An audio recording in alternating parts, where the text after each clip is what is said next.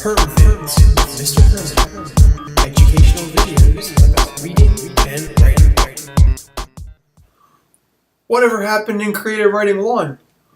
Let's find out. This video is going to go back in time to tell you what happened in Creative Writing 1. It's a review of an entire course, so it's obviously going to leave some stuff out, but it's going to serve as a nice introduction to Creative Writing 2.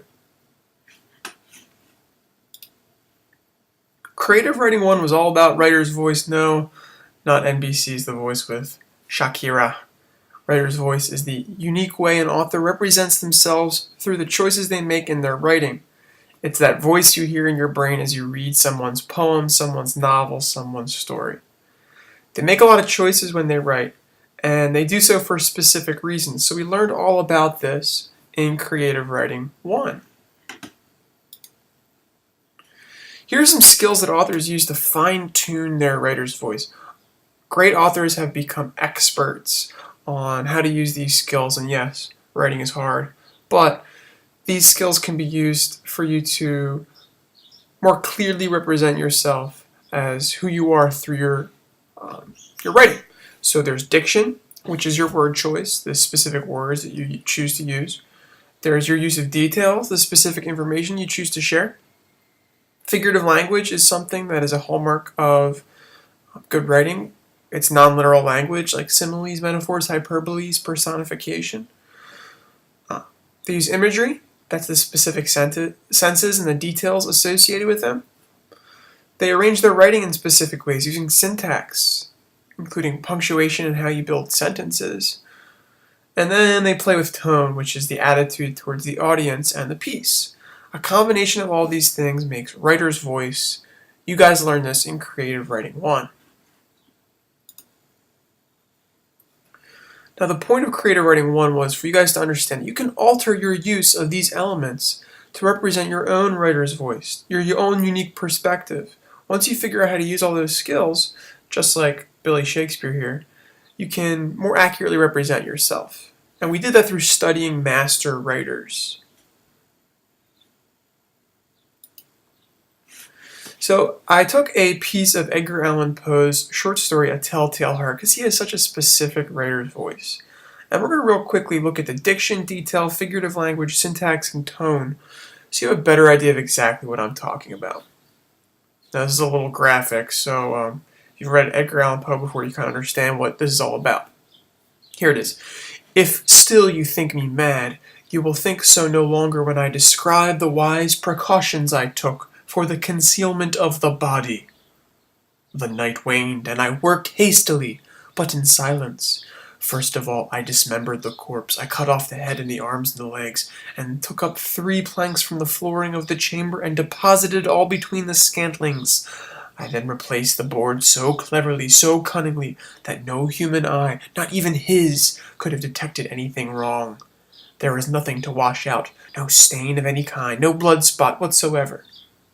I had been too wary for that. A tub had caught all. Ha ha! So this is from the point of view of a psychopath, because Poe loves writing from the point of view of psychopaths. And he picks really strong verbs to really communicate how this guy is feeling. Strong words like dismembered, deposited, waned. He also uses these words that are so advanced that even at the time that he was writing, nobody really used them, like scantlings. So his diction shows that this person's very intelligent, and they have very deliberate movements with their verbs. Now there's some pretty intense detail here, and it's pretty gruesome. The cutting of the heads and arms, that's pretty gruesome. There's 3 planks of flooring to show how specific and deliberate this psychopath's actions are. And the no stain of any kind really creates that visual as you're reading this horrific tale. He doesn't use any figurative language throughout this, and some authors choose not to use it at all. Some choose to use it constantly. It's totally up to you.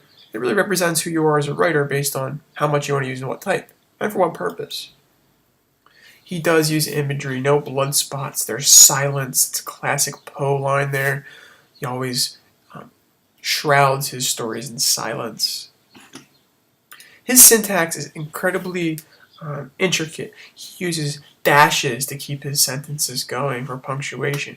He uses exclamation points to show emotion. He's got these long sentences, and he often repeats so cleverly, so cunningly, the format of his sentences. No blood spot, no stain. So this creates this almost haunting repetition, and that's all part of syntax. Now for tone, we're going to go out to Google Docs here, and we're going to take a look at something called a tone list, which you're going to be using throughout the course. Now, tone is kind of a combination of all those things that we've just talked about, and what it does is it shows your mood towards what you're writing. So in the Creative Writing to Storytellers tab, there's a tone list. And what tone lists do are they give you some language to talk about what tone an author is using. Awestruck, biting, bored, complimentary, critical, cynical. Well, Poe, he's probably somewhere along the lines of ghoulish, as you can tell from all those pretty intense words he was using earlier. So, what we learned in Creative Writing 1 was that writers use these techniques to express who they are more clearly, and you're going to build off of that for Creative Writing 2.